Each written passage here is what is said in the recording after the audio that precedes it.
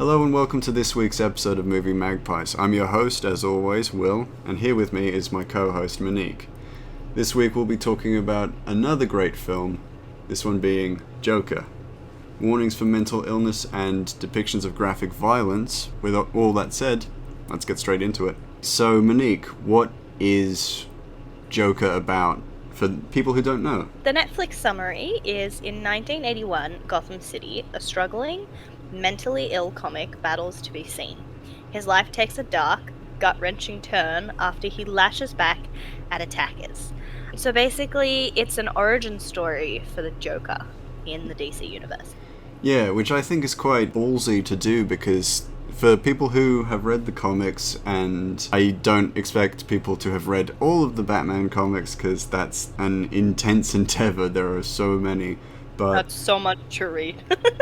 But interestingly enough, the Joker never really gets an origin story, other than in the Killing Joke where he alludes to a past that he once had, though it's alluded to that he's lying about this past, which is quite fitting because in Arthur, it's a lot of that same merit in this film, which I really like. You can't really trust what he's saying or what he's seeing for a lot of it, which is really, really interesting to do, especially in terms of a normal story structure, which I would argue that this film just doesn't have. A huge compliment to the director and the writing.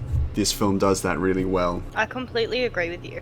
I was originally one of those people that was more on the why are they giving the Joker a backstory type of origin story, I should say, vibe. Like when it first came out, I was very on that side of the fence where I was like, the whole point is that nobody knows where he came from. Yeah. And he's super chaotic. He's the antithesis of Batman. That's why he doesn't have an origin story and Batman does, and yada yada yada. But I actually really liked this movie. I in fact liked it more on the second watch round than I did on the first. I've heard a lot of people who have reviewed it say a very similar thing, in that the second time watching it you really get to enjoy it. I, for our listening audience at home, have only watched it once. I still really enjoyed it though, and I think there is so much to like about this film. I mean, the visuals in it, I don't know about you, but I loved the visuals. I loved how we really stuck to a couple primary colors. I really, really loved this pull away from, because the subject is dark and gritty, we have to keep the visuals that way too. They managed to make everything look very old and washed out without actually taking the color away from the scene, which I really, really enjoyed.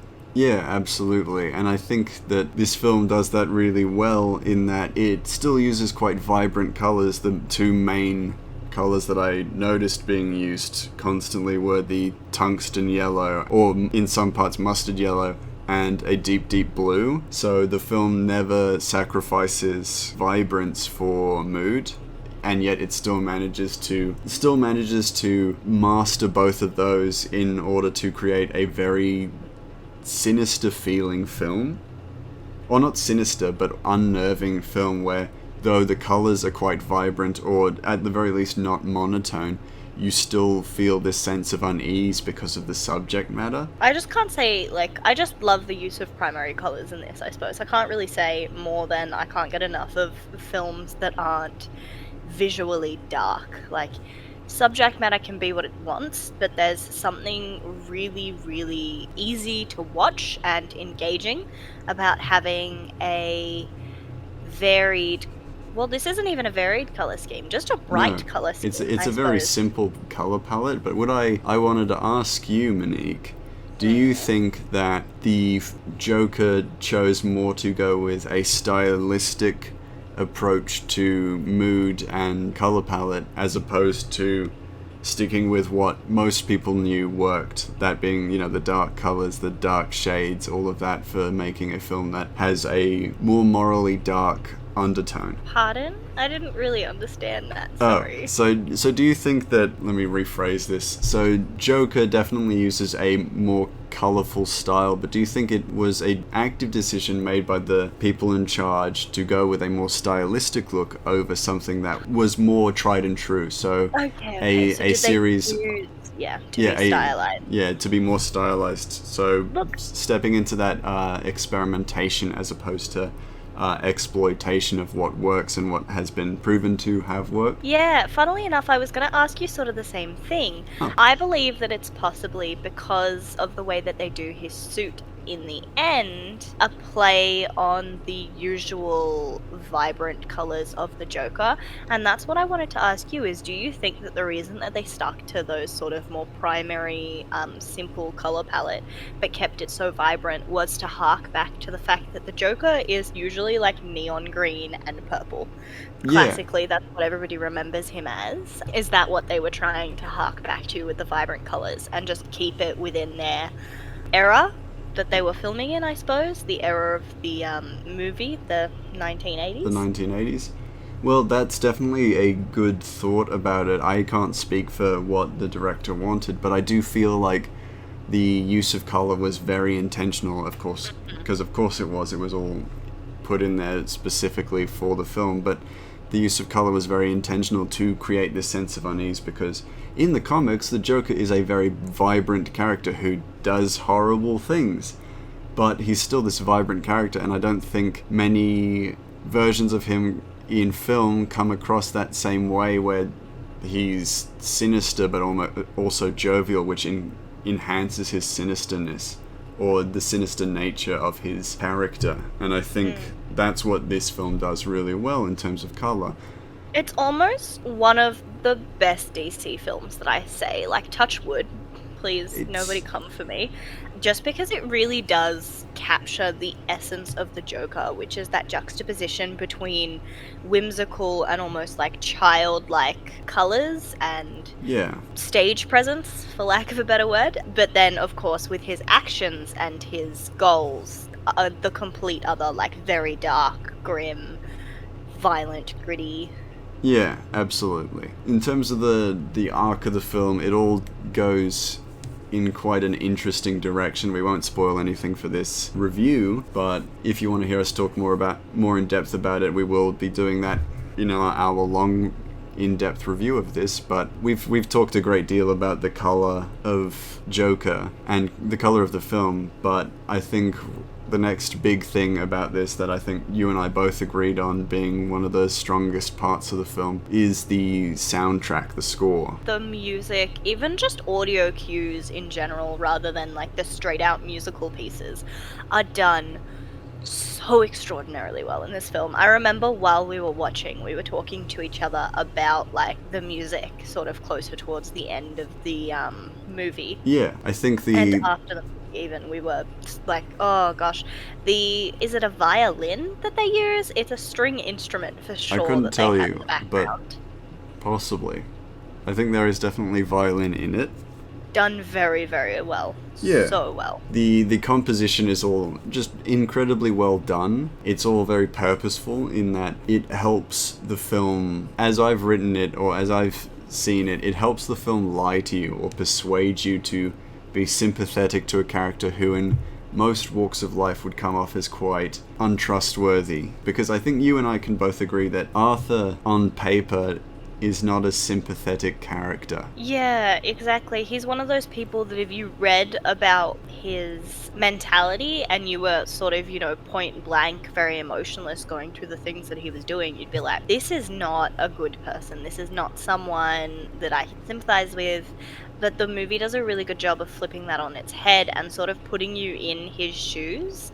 Yeah, well, I don't think it's so much putting us in his shoes.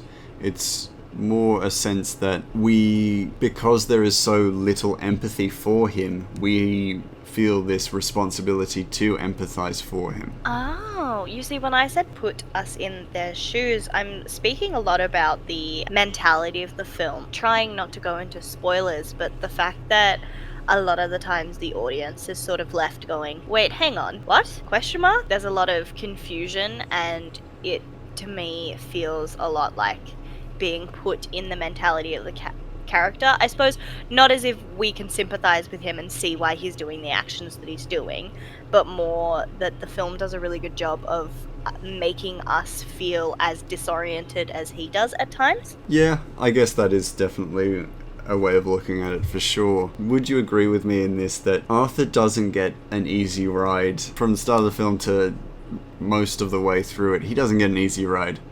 Yeah, not at all. He's treated pretty much like garbage most of the way, which is why I think that it's more that we feel empathy for him in situations because we're there watching him in his day-to-day, and most of his day-to-day is getting treated like garbage. Yeah, pretty much getting bullied, just basically.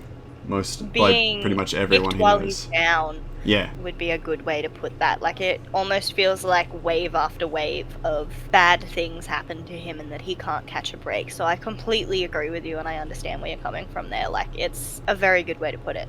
Yeah, I did want to say with the whole presence of making us feel empathetic towards him, there is one specific camera technique that I noticed and I've been looking to use in future projects of mine that I thought was just incredibly clever, is that the director specifically wanted for very little sky to be visible within the film, and there is so little sky within the film in frame. So Todd Phillips, the director, he made sure that we could see very little sky, and that was both done with framing using the camera so that it doesn't point upwards, so we actually don't see a lot of sky, but then also digitally adding in buildings to cover up the sky so that we get this sense of claustrophobia and this sense that we're almost trapped in this low socioeconomic part of Gotham. And that's one of the parts that is the most prominent within the film, is this socioeconomic reflection, in that the people who are most vulnerable are the least able to get help. And so it can feel suffocating and claustrophobic for them, in this sense that for people who have very little, is there a greater opportunity to pull yourselves out of it, and in a world that sets them up almost to fail, is that even really fair? And I think the film actually does try to talk about that in a sense. It's not the point of the film, but it is there, and it does help highlight and help us follow along with it isn't what the film's Arthur. about, but it's definitely an underlying theme. Yes. And I know that you mentioned it. It was in your notes that they don't show the sky a lot. Yeah. And I sort of, because it was in your notes and we were talking a little bit back and forth, noticed it. But when you explain why that was done and to create the sense of claustrophobia, I realized that's why a lot of this film you sort of feel tense and sort of unsettled. Restless almost would be the word that I use rather than unsettled. Yeah, that makes sense. I think in this film you see the sky 3 times, and every single time it's overcast, thus reinforcing that sense that you're trapped in this world with Arthur, and you either need to get along with him or fight against him, and then you'll end up hating the movie. I don't think a lot of people ended up hating the movie, because it's just, the film makes it so much easier and persuades us more to start to empathize towards Arthur, not necessarily sympathize with his cause or relate to him, because I definitely hope people don't relate to Arthur, but it's understandable that people would feel empathy for him. It's that sort of thing where they frame this, I suppose, none of our sort of supporting main characters, because obviously Arthur is our main character. Yeah. But none of the people around him are painted in a particularly good light either. No. Especially those who are in places of power. Yeah, absolutely not. And I think that's a very interesting thing that the film does, in that no one is framed as a good guy, or not necessarily even a bad guy in this film, but it does definitely go to these extra lengths to make everyone seem like they're definitely on the lower rungs of morality, where they're definitely not the goodest of good people, and they're probably not the worst, but they're definitely not the average either. And it could be because they need that tilted morality to survive, or they do it for fun, and that's probably what makes them worse in some sense. Yeah, it's that sort of, you can, I suppose, empathize with Arthur to a certain extent. Yeah. I did forget his name really quietly. Because you realize that the things that he's doing because of socioeconomically, thank you. Yes. He's been put in a position where he feels like he has no other way out. And then opposing to that, you've got the higher up, more well-off characters who seem to have these more frowned upon views or behaviors because they're rich and they can get away with it. This film does a really good job of not dividing any of the characters too much. It definitely still puts them down on the same level in terms of morals, because no one in this is necessarily good, no one is necessarily evil. Yeah, I've said that. But it divides them based on the wealth and where the distinction comes from between the morally grey protagonists to the morally evil wealthy. It holds that divide where it becomes more evident that the people in the poorer situations do it because they need to survive, or this is how they survive and live, and the wealthy do it because they can. Yeah, I think it's taken us a little while to get to that, but that's exactly what I was trying to say. It gives you these people are all morally on the same level, but for different reasons type of vibes. Like, they've all done bad things that we shouldn't condone or look past, but they were done for very different reasons depending on the character. With all this said, as Joker is a Joker origin story, it fits into the DC comic book world incredibly well. I just wanted to say this specifically. It fits into the comic book world almost seamlessly because it carries a lot of that same atmosphere and that mood in which it comes from a comic book that's meant to be sold to all ages to a certain extent, so it has to be accessible for a lot of people, but it still has this underlying, what's the word I'm looking for? This underlying discomfort and melancholy attitude which made the DC comics so incredibly compelling to read. As someone who, as a teenager, would read Batman and who loved Hush and the Court of Owls, if people get these references, great, good for you. And the New 52, these were all... I kept coming back to DC Comics because they had this compelling narrative in which characters were mortal and human. I didn't necessarily care for Superman, as you can obviously tell, but in terms of the Batman villains and the Batman characters, most of them were mortal, and that's why the Joker became the most compelling villain, because he was human. But the thing that made him more than that was his ability to get inside people's heads, to be persuasive, to be unpredictable as well, and completely untouchable in that sense that he knew how to get away with what he wanted to do, and he did it. And this film really does reflect that. I hope that the new Batman film that's coming out does the same thing. I've heard that a lot of people say that it's probably going to be quite like that, and I'm really looking forward to that because that actually really fits into what DC does incredibly well. And it's probably going to be quite an unpopular opinion, but I think Joker is probably the closest thing that we have had in a genuinely decent DC film for years. That's sort of what I said at the start, where I said, don't come for me for it, but the Joker is probably one of the best DC films, if not the best DC film that we've had. Just because it is really the first one to grasp that balance between absolutely. the clashing themes of DC. Yeah, and well, based on the reviews that I've read about Joker, a lot of people do say quite close to or similar things in that the film is quite well regarded. It's one of the highest grossing R-rated films ever, so ultimately that's pretty damn good in terms of just sheer profits. For me, if people know me well enough, they'll know that I don't give much of a shit about profits in terms of a film's success, because there are some really great films that made less than their budget and some terrible films that made more than their budget.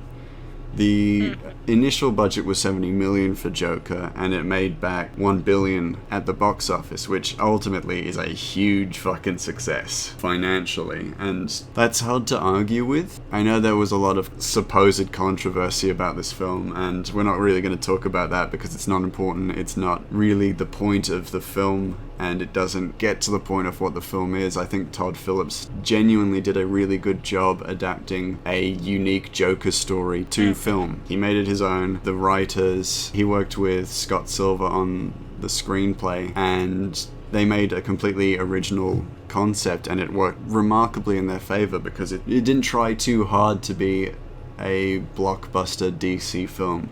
No, they weren't trying too hard to make it enticing, to Yeah. make it a superhero movie, I suppose, because it's about a supervillain. But they even didn't take the supervillain stance with it. They very much made it a look into the Joker as an individual Yeah. and sort of why he would have come about rather than trying to make it the cool DC villain origin story, which Yeah. is why I think a lot of people went from the why they're giving the Joker an origin story that's never been done before to this is a really good film because it did handle it incredibly well. And we've talked about the film to great lengths about these minute kind of details that we like to talk about. I felt like asking you specifically, we've talked about characters, we've talked about lighting, we've talked about all that stuff, but actors, people who played their roles incredibly well. Are we about to mention Joaquin? Yeah, how did you feel about Joaquin's performance as Arthur Fleck? He was amazing. Oh yeah, easily. I was looking up while we were watching and after we were watching the movie, I was looking up Joaquin. Yeah. He's almost unrecognizable in this movie. Like, he really dedicated himself to it. I think it was you who told me that he actually underwent physical changes to his body. Yeah, he lost a Like, considerable amount of weight. almost worryingly amount. Yeah, a dangerous amount of weight to play this role, which is always something that I always feel quite wary about, because based on stuff that I've heard about in terms of method actors who do stuff like that, it can be really detrimental to your health. But Yeah. Joaquin managed to really not enhance, but really reinforce his performance doing that, and he perfectly encapsulates this character who, on the surface, is quite clearly misunderstood, quite clearly poorly treated, obviously had a long history of abuse and mistreatment, but then he can also just bring this zest of a sinister side that becomes genuinely captivating to watch. Yeah, it's even if he hadn't have undergone such a physical change for this role, he is almost unrecognizable in Yeah. this role because of how well he embodied and stepped into it. Like, he's one of those people who, if you saw him in a different movie, unless you heard his name, you wouldn't know that it was him particularly. Like, he does a very, very good job of, I suppose, stopping you from recognizing him as the actor and Yeah. completely selling you that he is in that moment that Yeah. character. And That was that what I was person. going to say. Yeah, I was going to say that in complete agreement with you in that there are some actors who were born to play certain part. Robert Downey Jr. was born to play Tony Stark. But I think Joaquin Phoenix does a perfect job of turning that on its head in that he made Joker perfect with his performance, in that he's not the perfect casting for Joker. I don't think there is a single person who is a perfect casting for a character who is made iconic by his mysterious nature, but he managed to make it his own, and so much so that when you watch the film you can almost forget that it's Joaquin Phoenix playing Arthur Fleck who becomes the Joker. Spoilers. Arthur becomes the Joker. Fuck. The only spoiler we'll ever get in this 30-minute review. But with that all said, what are our kind of like last thoughts on it before we get to our reviews? Alright, I would say last thoughts and one more question for you just before we move on. Please, go ahead. I personally know the answer for me, but to you, what were the most impactful, section-wise, beginning, middle, end? What did you think was the most impactful or hit the hardest for you in the movie? That's a really good question, actually. In terms of the start, I think the way we get introduced to Arthur is really interesting and really well done, because we're made to feel sorry for him before anything else, before we know about the creepy, sinister side to his behavior, to the fact that he struggles to empathize with people. I think one of the first things we really see is him dressed as a clown, and then he gets beat up by a bunch of kids. Yeah. And you feel instantly sorry for this person. And I think, actually, I don't always want to talk about film school, but I remember specifically the day after this film came out, going into a lecture and hearing another student talk about Joker with a lecturer, and the student was saying, this film is unrealistic and it's unbelievable because no human being is treated that badly every single day of their life. And my immediate thought was, you clearly do not come from the same socioeconomic background as the source of the inspiration for Arthur.